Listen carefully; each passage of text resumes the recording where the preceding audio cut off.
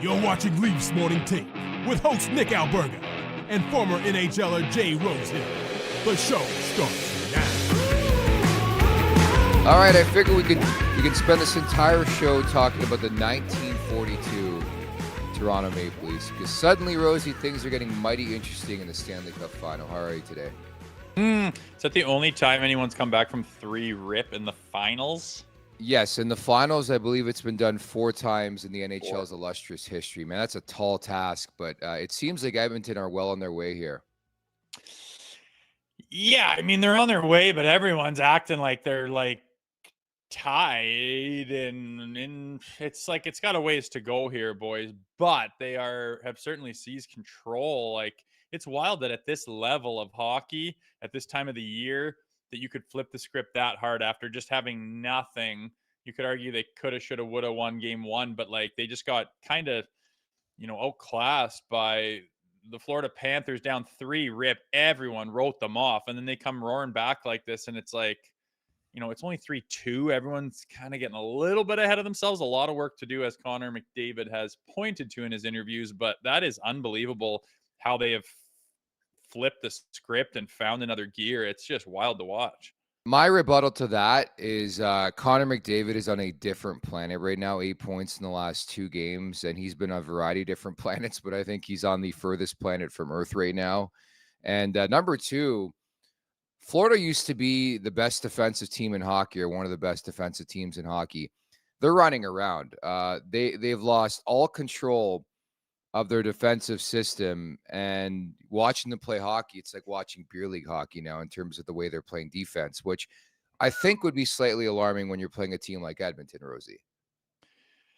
Yeah, it seems like they are used to dictating the play, used to being in control, and led by Connor McDavid, the way the Oilers are playing and really peppering them. Their PP is just chance after chance. They have so many options, and they are scrambling a little bit. I don't know about beer league hockey quite, Nikolai, but they're out of sorts, and they're off their game, and they're not in control, and they're not used to that. And everyone's getting a little puckered up right now. And going back to Edmonton, I mean, that barn is so loud, and they have so much support that it's just out of control. To go in there and try to win a game is going to be difficult. And, you go back to game 4 and you're like, they got blown out, and you just wonder, like, were they complacent? Did they think this thing was over?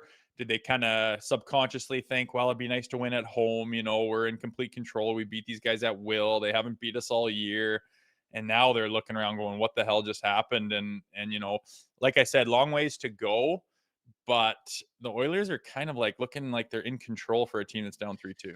Yeah, at the very least, I think we have a series. Obviously, I did forecast a 6-game series. Just sort of weird how we got here. I did pick Florida in 6 games, but I think the big factor is Connor McDavid. And I will say, I do feel like Sergei Bobrovsky has lost a hold of the Conn Smythe Trophy. I don't know if you're in the same ballpark where it's like win or loss. I think McDavid deserves this thing. So if they win, if the Panthers win on Friday, you think it goes to Connor McDavid? Yes, I do. It's tight, man. I've got a little bet on Sergei. It looked like he was an absolute lock. I think he's done. Well, that one, I mean, he got yanked in the 8-1, and then he let that softy in through his legs. Like, well, that was 80s beer league shit right there, if you want to talk about beer league. I mean, was that greatness or bad goaltending? That was my question. The McDavid one, right? Yeah, well, it was McDavid's vision and understanding of what's going on. Like, when you're flying down the wing like that, getting pinched out wide, I mean, I had like tunnel vision, and you're just winging it to somebody or getting it on a pad for a rebound. He's just like, he doesn't seem to be at the proper angle, and I don't think that he's quite in position. I see a little hole up. Maybe I'll make this off his far skate. Beep. And then he's not even like surprised when it goes and he's behind the net. He's just like, yep, saw that, picked that off. It's just the game's in slow motion for the guy, and yeah, that's a bad goal for Bobrovsky, bad angle. I mean, for how good he's been playing, God, that doesn't happen very often. And Skinner has outperformed him for a while now, and nobody saw that coming. Everyone thought the fall of the Oilers was going to be Skinner. He was a part of their big, 16-18 game run or whatever they went on earlier when they hired Knoblauch. But there's times where he wasn't himself. And when those Oilers skid, it's usually because of goaltending and letting the first shot of the game in. And people thought, you just wait long enough and Skinner will show his colors. Well, he's showed his colors, and it's not what people thought, man. He can elevate his game to be an absolute star at the most difficult time of the season. And, along with McDavid, you got to hang it on Skinner's back too so far. You do. He deserves a lot of credit for the way he's played the last couple games, and he has that confidence that he's been the better of the two goalies thus far. And I think from a Florida perspective, this is why, you got that 3-game lead in this series, right? To set yourself up for 4 different opportunities to win the Stanley Cup. So you got to stay leveled. I know it stinks to go back to Edmonton for a game 6 of this series, but I think it's also really, really cool that people are getting sort of that perspective a lot of us got in the 90s. And maybe I was on the tail end of his career, but to see Wayne Gretzky play in his prime, I thought was really, really cool. And to watch Connor McDavid, the best player of the generation, the best player on the planet, you never know, one day he could go down as the best player ever. To watch him play at his prime in a Stanley Cup final, A, is really, really cool, but B, from a Leafs perspective, because we got to tie everything into the Maple Leafs on the show, obviously, it gives you hope once again that Austin Matthews can grab a series, that Nylander can grab a series, that Mitch Marner can grab a series. This is not me comparing those guys to the great Connor McDavid, but there's potential there for a guy to be that good to drag his team to victory. Yeah, I mean, there is potential. Obviously, it's just yet to be seen is kind of the problem. I mean, watching that game yesterday, the intensity, the speed, the battle level, the skill, the will.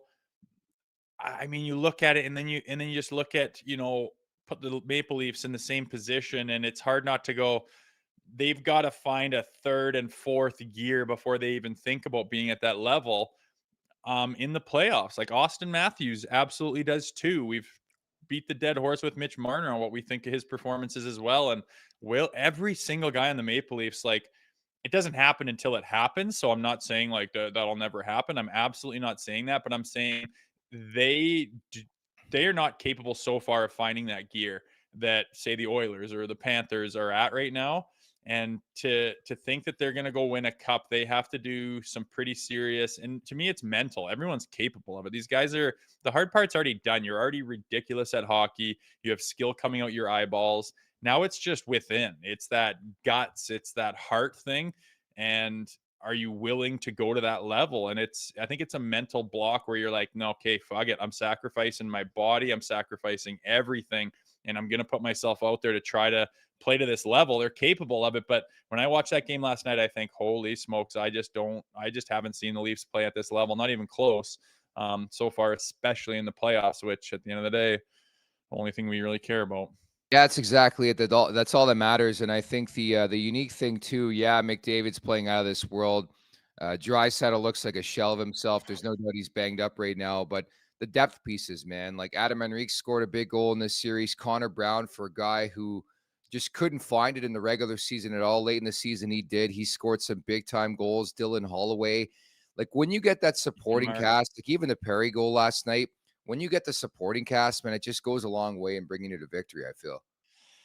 It's huge. Everyone that wins the cup has those, whether they're bottom 6 or role pieces or whatever, they step up huge. You just, as big as Connor McDavid is right now, and as well as he's playing the last couple of games, if he doesn't have that supporting cast, they're not winning the hockey games, plain and simple. Like, as good as he is, that shows you that you can't have 1-2 guys and just win it all. You have to have that support, and Oilers are getting it at the best time. I mean, Janmark too. These guys are coming up at opportunities where they seize them and they score that first goal. They score that shorthanded goal. I think that's their third one of the finals. And they get those big goals where they just sneak in off the bench and catch the end of Connor McDavid's shift and get that chance from him and make no mistake. It's impressive to watch. It's exciting for the Oil fans for sure. And like you said, like Draisaitl, I didn't even fucking see him out there yesterday. Like he was a ghost, and he's one of the best players in the world. I'm not knocking him. He has to be like crippled, man. And when you watch him, like he had that one little, wasn't really a turnover, but he kind of overskated the puck in the ozone. He tried to turn around to like get it, and he just like falls down. Like he can't move. And to think that Leon Draisaitl is a non-factor right now and they're doing what they're doing makes it even all the more impressive. Yeah, he has nothing left in the tank. It's quite clear and definitive at that. And looking forward, again, another 3-day break. So we got Game 6 Friday night at Rogers Place in Edmonton. That place will be rocking. There's no doubt about that. Get ready for the Daily Faceoff Live Free Agency Special coming to you on July 1st, live from 11 a.m. to 2 p.m. Eastern Standard Time. Join Tyler Yaremchuk, NHL insider Frank Seravalli, former NHLers Carter Hutton and Colby Cohen, and friends from all over the league for 3 hours of nonstop action as they dive deep into the madness of free agency. They'll be breaking down every trade, discussing the impact on teams, predicting the future of the free agents, and giving you the inside scoop and all the wheeling and dealing happening around the league. Catch all the action live on July 1st from 11 a.m. to 2 p.m. Eastern Time for the Daily Faceoff Live Free Agency Special. You won't want to miss, Rosie. We're going to get together for a podcast after all the action on July 1. Hopefully this Maple Leafs team looks a lot different on that day. That's what you're hoping? Yes, I am. Yeah, we will see. It's exciting. That's quite the read down. My goodness. Exciting stuff happening at the DFO. Podcast over now? I know. Just about. Yeah, it's pretty exciting, man. I don't know what's going to happen. I really don't. I think there'll be moves and things will be shaken. But, some years you're just like, well, they're not really in a position to make a splash. They don't really have the cash to get anyone of value. They're going to try to wheel and deal some pieces. Maybe they'll make some kind of a trade that involves some picks. Maybe, probably not though. But this year it's like, who is daddy going shopping or what? What are we going to get? What's available? How high are we going to bid? What's the market like? Is it going to be a buyer's market or who's going to be in the action on this? And I know I don't want it to get too crazy and to overbuy and to extend yourself with certain guys, but I think there's going to be some pickings going on, and it'll be interesting to see, say come August 1st, what this team looks like and who's leading the charge. What is cap space is the big time question in these parts, because we never have any of it to talk about. So looking forward to that over the next couple of weeks. Also looking forward to our draft week show from Stadium Swim next week in Vegas. I'll be there from Wednesday to Friday, so make sure to keep a lock from that. Very intrigued to see what the visuals look like from Circa and Stadium Swim next week as we get set for the NHL draft on Friday and Saturday. And also looking forward to today's interview. Longtime NHL head coach Jacques Martin is going to drop by in about 10 here, Rosie. I know. Another high quality guest with decades of experience behind him. The guy has done and seen everything through a lot of different generations and eras of the NHL. So it'd be awesome to pick his brain, see if we can get any goods about what he honestly thinks about the Maple Leafs and what it's like playing against them and what it's like coaching. I always like asking these guys that have been in the game forever, because it doesn't feel like you've been in the game forever. If you're I don't know, whatever age you are, if you're over 25 years old, the years tick by pretty quick and you can't believe X amount of time has passed since this and that. Guy like him at 70, been in the game for forever. He's looking back going, geez, it wasn't that long. It doesn't feel like it, but you look at, the eras that have gone by, the guys he coached in say the late 80s compared to the 2024, what is the difference? I love asking them that. And usually they beat around the bush saying these kids are complete mental midgets and chicken shits, but we'll get his take on it. That might no, it's very true. We had Rick Bowness on a couple of weeks ago, and you asked that question too. And I think it's so intriguing to have a guest of that ilk who's been around for both generations, because I think it's a different type of player than it was back in the day. That is for sure. So Jacques Martin's coming up at the Leafs Nation 401 on YouTube. Hit that subscribe button. Hit that like button. Leafs Morning Take wherever you find your podcast. Make sure to leave us a 5-star review. And don't forget to visit theleafsnation.com. The opening segment is brought to you by Greta Bar YYZ. For a good time, find Greta, 590 King Street West. Weekly specials, live sports, over 60-plus arcade games. Let the games begin. Go big. Go to Greta Bar YYZ. I don't know about you. I'm looking forward to the offseason officially getting underway. But again, the Stanley Cup Final continues. Game 6 coming up on Friday night from Edmonton. The rumors have been coming very, very quickly over the last couple weeks. The latest suggesting the name Jake Guentzel could enter the Toronto stratosphere if the Maple Leafs elect to trade Mitch Marner. According to Frank Seravalli, the Leafs could be players for Jake Guentzel. If the Leafs trade Mitch Marner, they could be players, is the direct quote from his latest article on dailyfaceoff.com. I'm in love with the player. Do I think it's going to happen? Probably not. If it were to happen, I would be ecstatic, Rosie. Yeah, I just don't think he's going to be available for long enough. I don't think a Mitch Marner deal is going to get done before someone offers Jake Guentzel what he's looking for. I just don't think it's fun. It's fun thinking, wishful thinking, all that. But I don't. A lot has to happen. A lot has to happen before that goes down. I hope something happens at the draft and the Maple Leafs announce a trade. Oh my God, like one of those historic things. It would be with a player of that ilk, and they move him along and open up this or that. But like, so what do? You trade Mitch Marner, get something in return, which isn't going to be as much as Mitch Marner, and all the doughheads out there that don't really know how hockey works are going to go, those two guys aren't as good as Mitch Marner. They didn't replace his point production. Well, no shit. And then you go and are able to be in the hunt for a Guentzel. That would be cool.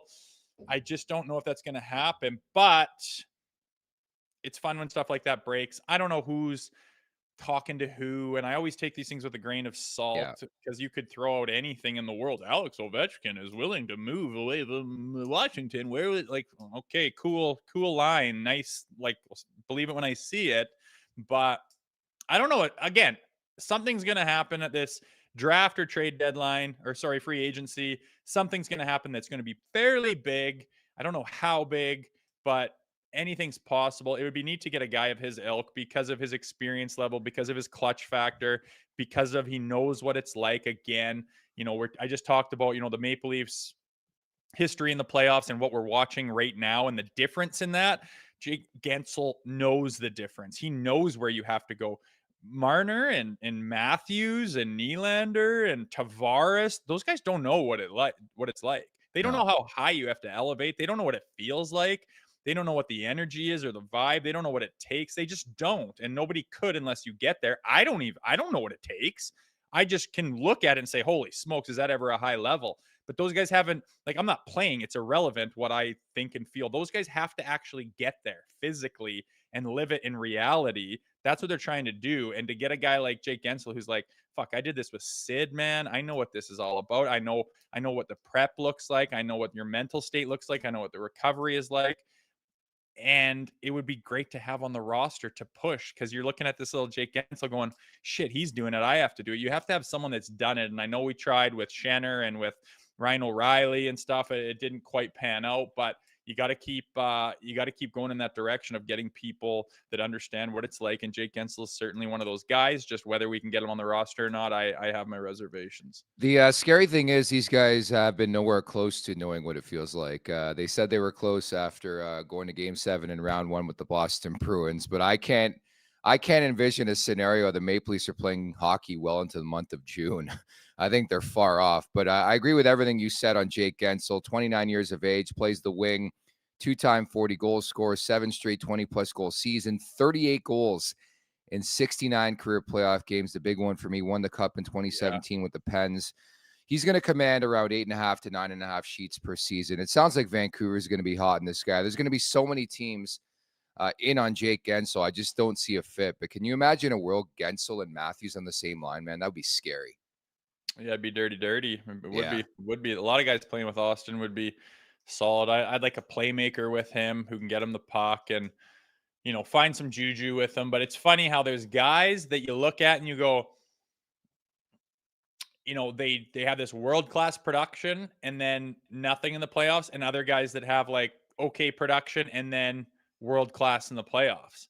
And which guy would you rather have on your team, right? And I think we've got a lot of the former, and we're looking for more of the latter on this team right now. Not a knock on anybody, but just so happens that we happen to have a big group of guys, and they are the big guns, and they command the majority of the salary cap, and they don't really have,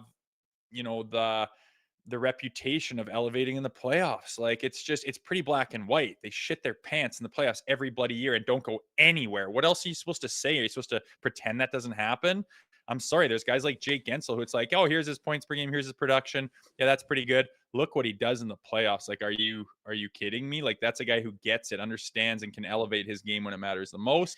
We need guys like that. Somebody who knows Jake Guentzel very well is about to join us right now. This interview is brought to you by Wendy's, the home of fresh, never frozen Canadian beef. Whether you order a Baconator, Dave Single, or even a JBC, Wendy's only ever uses fresh Canadian beef that's never seen the inside of a freezer. Download the Wendy's app, check out the latest deals, and order today as you bring in two-time Stanley Cup champ with the Pittsburgh Penguins. It's Jacques Martin. What's going on, Jacques? Not too much, gentlemen. Just enjoying the great hockey games last night, and I think it's a great final. Well, thank you so much for doing this. I just wanted to ask you about a guy like Jake Guentzel, who we were just having a conversation about, just needing to have guys who have been there before. What's the importance of that on an NHL roster? Well, I think it's really important when you get down the stretch. You know how hard it is to compete every night, and I think especially for skilled players, I think there's a big adjustment between regular season's success and playoff success in most cases. I found in my coaching career that might have been one of the most difficult things is to get star players to understand that quite often in playoff time you just don't have time and space to do as much individually. So it becomes more almost like a simplified game. And I know what I'm saying, it probably doesn't apply to Connor McDavid, but he's exceptional. I mean, when you look at his stats, you compare him to Gretzky and Mario. But for a lot of other talented players, I think that's the biggest transition that they have to make in order to be successful in the playoff. Because you look at the goals, and even to me, Edmonton is a great example. You look at that game 4 at home, the goals that they score, they went to the net, they got on the inside, they tipped pucks, they screened the goalie. So it wasn't many very beautiful play, really. And so I think that's a difficult transition for some of the star players. And when it comes to Jake Guentzel, like you mentioned, I think he's not a big player, but for a small player, he plays on the inside. He goes into the dirty areas. He goes to the front of the net. And one of his greatest abilities is to find open space. Why he was so successful playing with Crosby is that they had some chemistry, but Sid is a player that likes the give and go game. Sid is great at controlling the puck down low, and if you can get yourself open for a split second, he'll get the puck to you. And Jake was great at that, getting that open space and going to the net and getting the 30 goals. And he's a very smart player, very individual player. Because I remember when I was there, I was in charge of the penalty killing, and I wanted to use Jake as a penalty killer. But Mike Sullivan said no, he doesn't like the highly skilled players to kill penalties, didn't want them to block shots. So, but it just shows how smart he is and how a 200-foot player he is. Sure. Well, Jacques, speaking of that, like in your experience in hockey, which goes back, for a long time, a plethora of experience. And if you have a player who can't elevate in the playoffs, like you're talking about, who I don't know if they refuse to or they're not capable of, but you have a player that's not able to get it done when it matters, a high-end player, say a Mitch Marner, what do you do with them? Is it different nowadays? Are they a lost cause? Can they learn how to become that player? Or what would you do with a player like Mitch Marner at this point in time with what he's shown? Well, I think, each individual player is different. I think that's the one thing. And the longer you stay in the game, you learn every year. And what's impressed me this year about the Florida Panthers is how some of those players that they've acquired either through trades, even acquired on the waivers, have become outstanding players for them. So when you look, for instance, at the defenseman like Forsling, he's become a force on their blue line, and he was a waiver pickup. Now you look at other players that they've acquired that have been in other organizations and were just maybe average players, not even players that excel.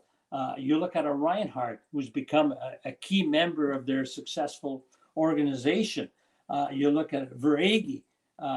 Several of those, I'm talking about players that are top 2 line players that it took quite a bit of time for them to really kind of mature, learn, feel comfortable, and being in the right environment. Sometimes that's also a key, playing with the right people. So, when you look at a Mitch Marner, I think maybe this year he hasn't had as good a season or as good a playoff as you'd like, but he's still a top end player. And I think it's difficult to get those players. And really the key is to be able to build, as a coach, relationships with those players, to be able to work with them on a day-to-day basis.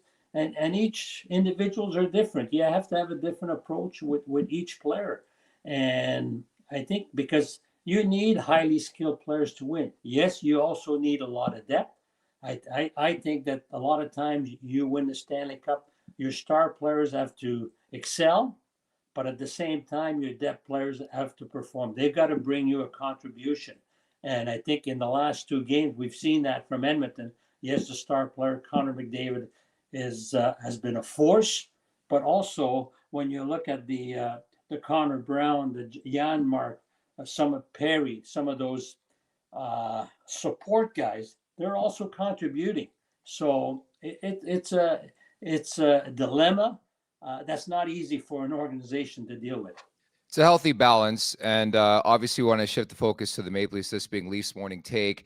But pertaining to Mitch Marner, so let's say you're Craig Berube, let's say you're the brain trust right now. Would you be lobbying to the GM and everybody involved to maybe keep Mitch Marner as opposed to trading him because of everything you just mentioned about unlocking some things in the Stanley Cup playoffs? Well, I think so, especially now that you have a new coach come in. So I think maybe it's an opportunity for him to build a relationship with Mitch Marner, and I know the challenge for a general manager these days is very difficult because of the cap. When you're the Toronto Maple Leaf, you have players like, you've got highly paid players like Marner, Matthews, Tavares. And then also that they sign Nylander. It's difficult to build a support cast that's going to be good enough to win a cup. But there's many areas that I think that, like it seems like Marner's been a focus this year with the Leaf. But I think you got to look at goaltending as well as goaltending. When you look at all those years that they've had a team that's been a top team in regular season and have had trouble finding success in the playoff. And I wish they would have been like that when I was coaching the Ottawa Senators, because it was the opposite. We were the team that had the success in the regular season, and for some reason we always seem to have to meet the Toronto Maple Leaf with Pat Quinn and the Corson, the Gary Roberts, the Joe Nieuwendyk.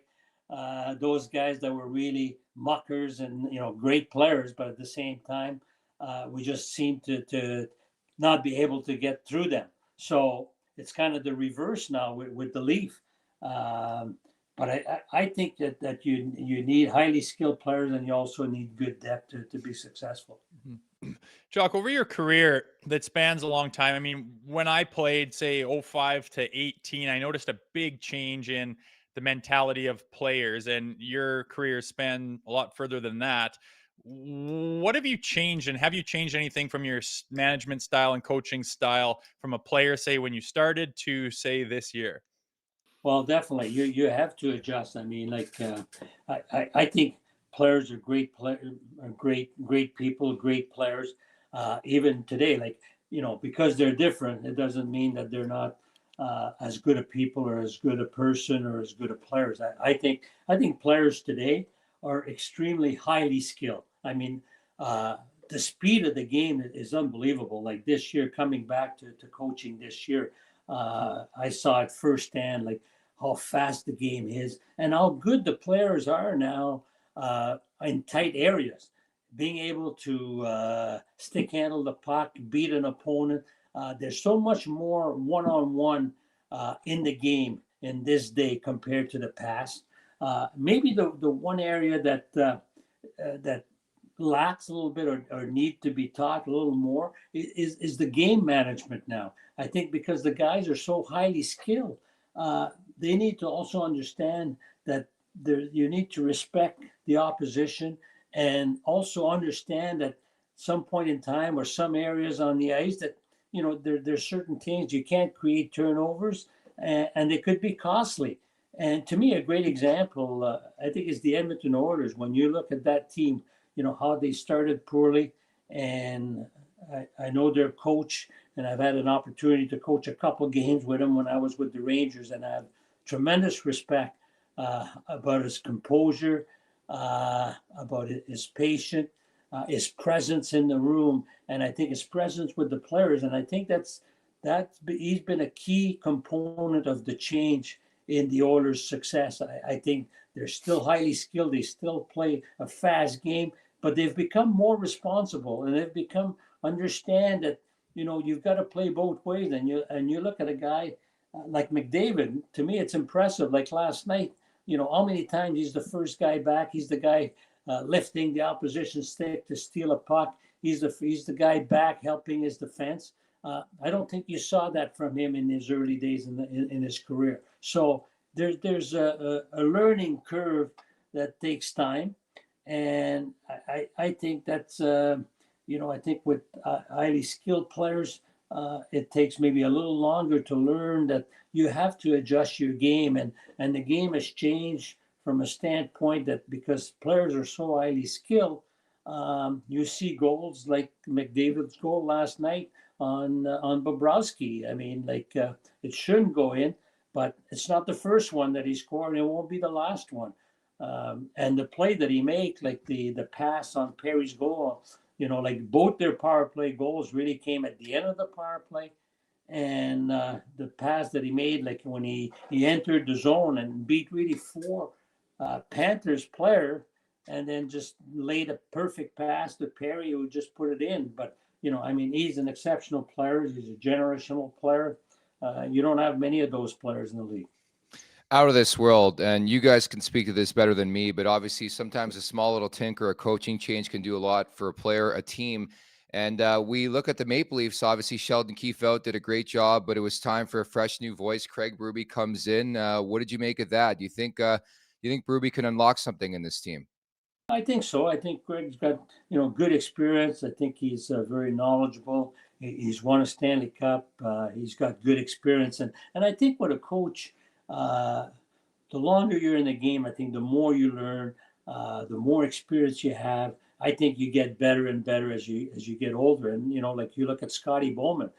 Yes, he had a great career in the beginning, but also he was out of the game for a couple of years, was in the media side, and then he came back with the Pittsburgh Penguins and then went to Detroit. And we know what his contribution was and how successful he was. So I think there's with Greg, I think he's going to bring like you say, a different dimension to the hockey team, a different personality, and it's nothing to take away from Sheldon Keefe. I think he did a great job, but I think probably sometimes it's not only the coach, sometimes it's the players being at a timing where they're willing to learn and willing to accept. I'll give you a good example. When I joined the Pittsburgh Penguins, not my first, I went with Mike Johnson, was the head coach. And then when they made the change to Mike Sullivan, his first meeting with the players, I remember vividly, like talking about how you need elite player, how you need star players. We have Crosby, Malcolm, Letang, but we need to put the team first.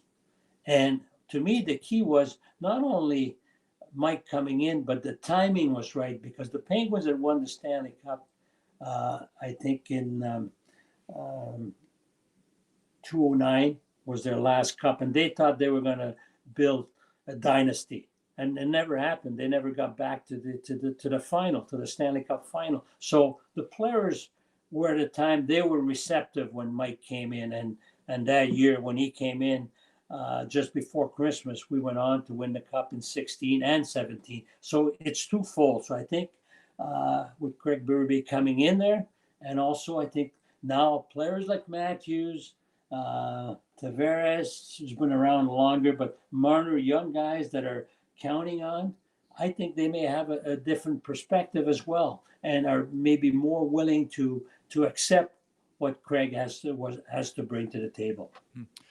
And from your standpoint, when you're entering the playoffs and it's a different style of hockey, what do you do to prepare your players for that? It's obvious the Leafs have fallen into a rut, not been able to score in the playoffs. That's been the thing we talk about a lot. Is there anything specific you do to prepare your players for playoff hockey and how to have success in it? Well, I think that's why you use the season really, and probably the greatest example of that is got to be the Florida Panthers. I remember 3 years ago, I was in Florida 3 years ago, and I went to a lot of the Panthers game, and that was the year that they won the President's Cup with Andrew Burnett as their head coach, and they could score goals. They would win games 6-4, 7-5, and I remember telling myself, geez, I like this team, but they're not playing playoff hockey at all. They're going to have some issues coming into the playoff. Yes, they beat the Washington Capitals in the first round and then lost 4 straight to Tampa in the second round.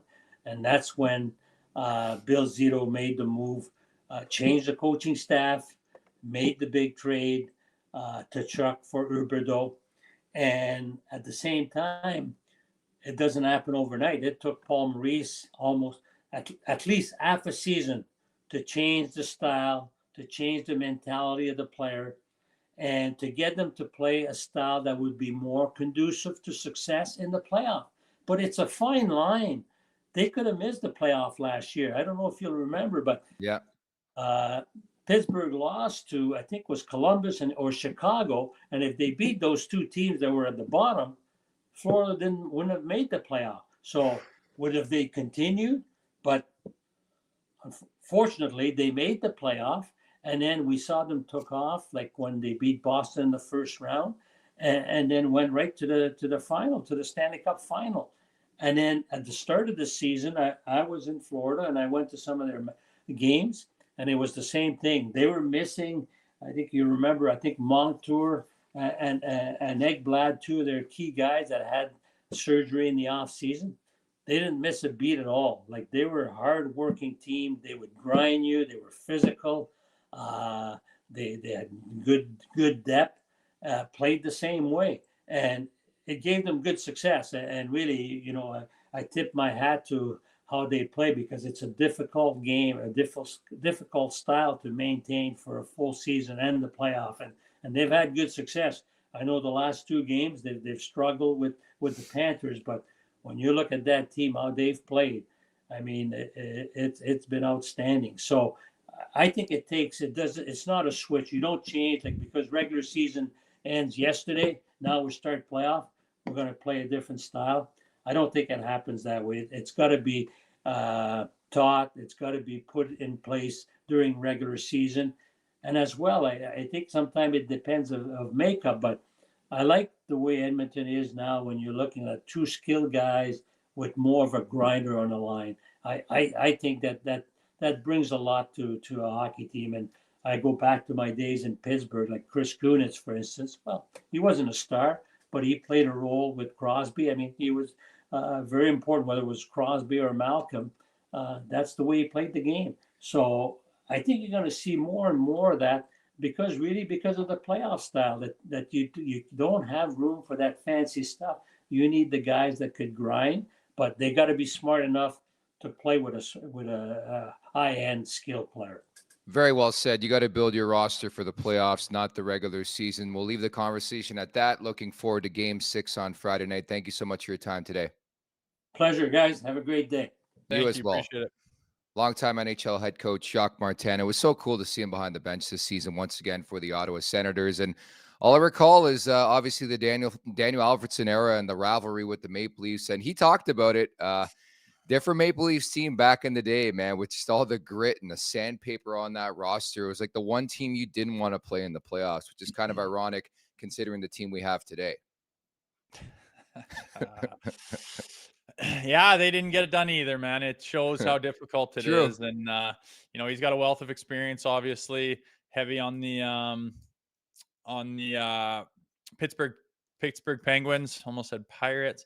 Yeah, okay. with that experience is huge, and he goes back so far. And you look at Jacques Martin, and you're just like, oh, that's just like a staple NHL guy. You just see his face, you're like, just screams NHL. He's been there forever, and it's nice to see those guys that have that longevity in the game.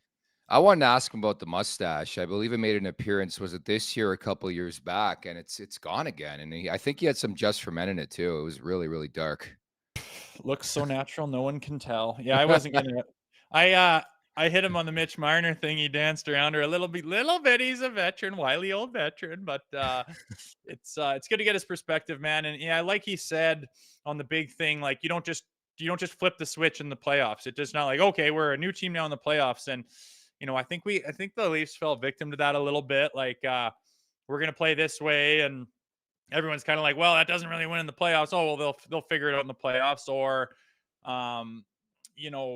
what they just keep thinking like it's going to change in the playoffs, or they'll change the lines, or they'll turn something on, and it just doesn't work that way. So I really like the fact that he said it starts in the regular season. You got to be a playoff style team.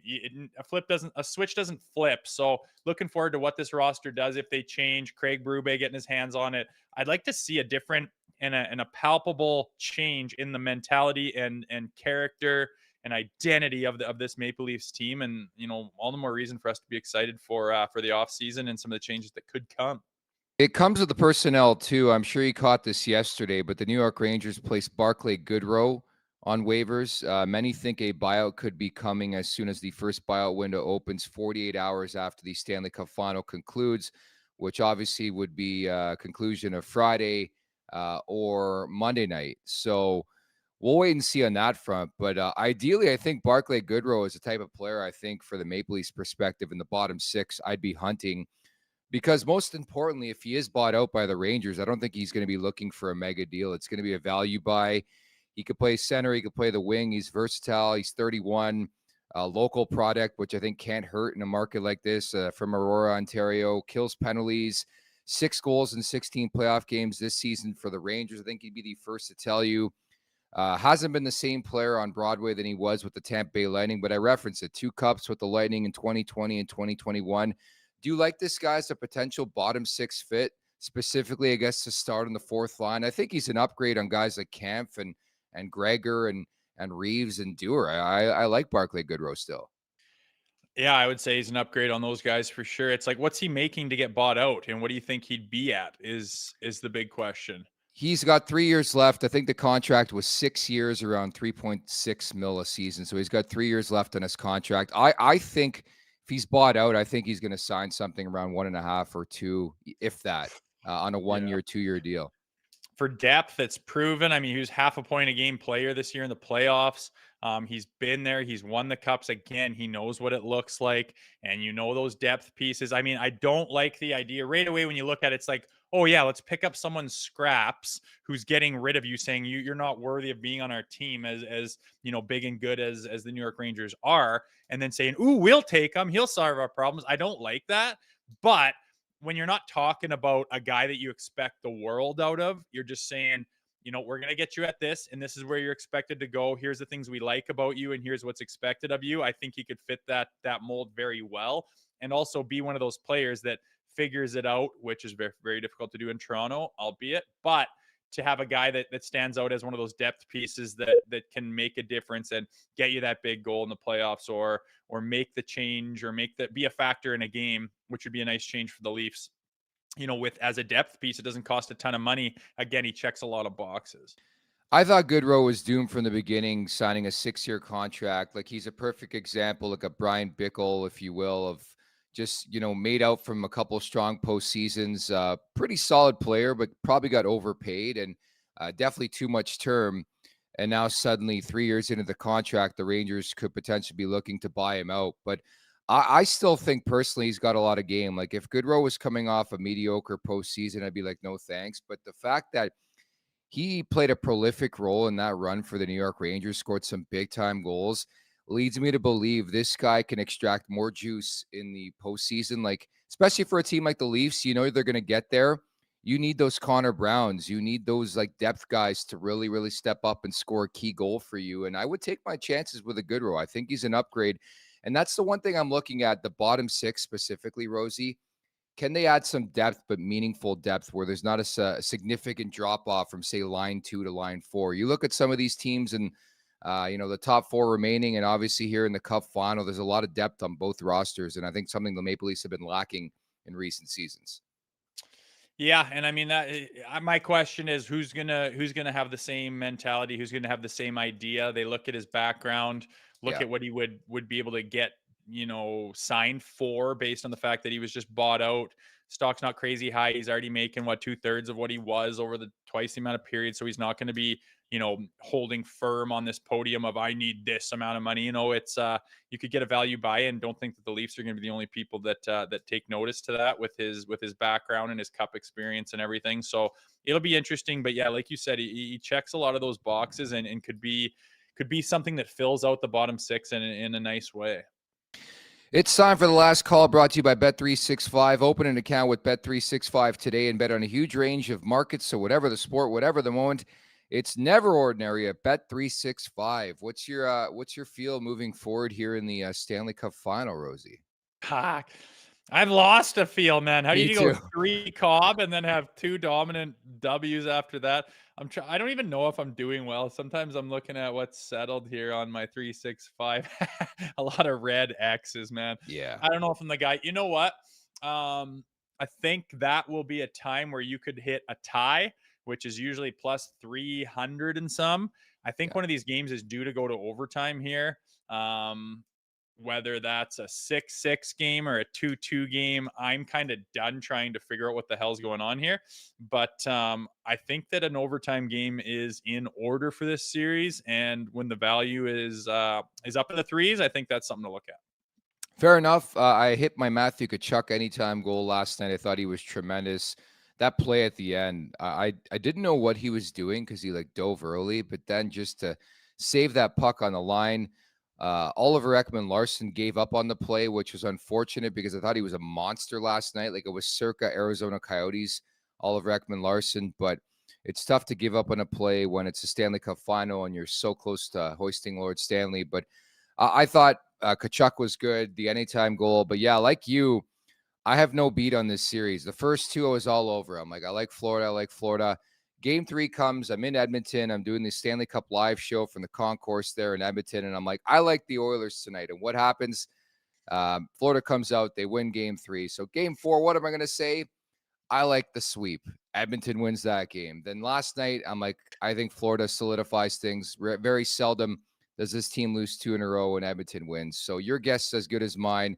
I'm going to stay consistent, though. I really believe in this Oilers run, but I still think it will be difficult to beat the Florida Panthers in 4 consecutive games. So I like the Panthers to win Game 6. Yeah, I hear you. And I don't mind it. It's going to be difficult to win in that building, man. Traveling, having your butt pucker up a little bit, and you could see Paul Maurice's face. He's just fucking no one on that roster. I don't care how savvy you are, how veteran you are, how well coached you are. No one on that team thought they'd be in this position going back to Edmonton again. So it's not great. And if the Oilers, is it likely that they're going to win 4 straight on a team they couldn't beat once? And what did they play 5 games up until they finally beat them? But if it's going to happen, it's going to happen at a time like now where it's not really momentum. It's just one game at a time, and one game doesn't have anything to do with the last one. And it's been that twice now, and it's come up Oilers, and with Connor McDavid doing what he's doing, Skinner doing what he's doing, Bauer doing what he's doing, it's more possible than anyone would have thought, is what I will say. So, I mean, this is why we watch, man. It's interesting and it's exciting, and it's been a hell of a finals.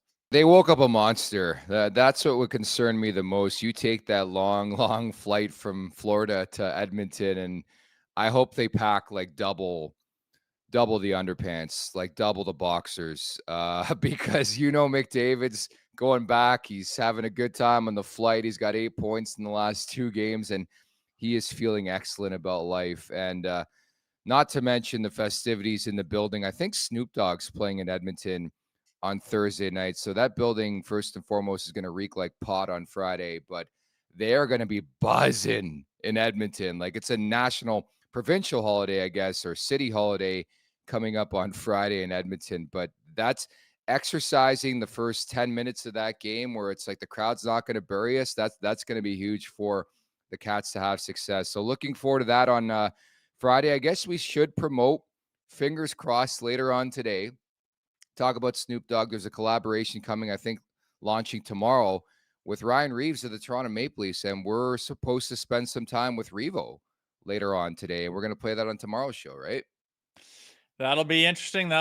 Yeah, we'll pick his brain a little bit and get another one of the Leafs on the show. We've been hot lately getting those guys that the Leafs like to keep very close to their vests. So that'll be interesting for sure. So stay tuned for tomorrow's show where it's expected we'll have our Ryan Reeves interview for you. Many thanks to Jacques Martin for dropping by today's show. Everybody in the chat, you guys were fantastic. At the Leafs Nation 401. Hit that subscribe button, hit that like button. Leafs Morning Take, wherever you find your podcast. Make sure to leave us a 5-star review. And don't forget to visit theleafsnation.com. For producer Vic and Jay Rosehill, I'm Nick Alberga. Take care. Make sure to check out more of our content right here on the Leafs Nation YouTube page. We got long-form interviews, we got clips, we got epic rants by Jay Rosehill. We simply have it all. And don't forget, you can find out much more at theleafsnation.com. Thanks so much for watching.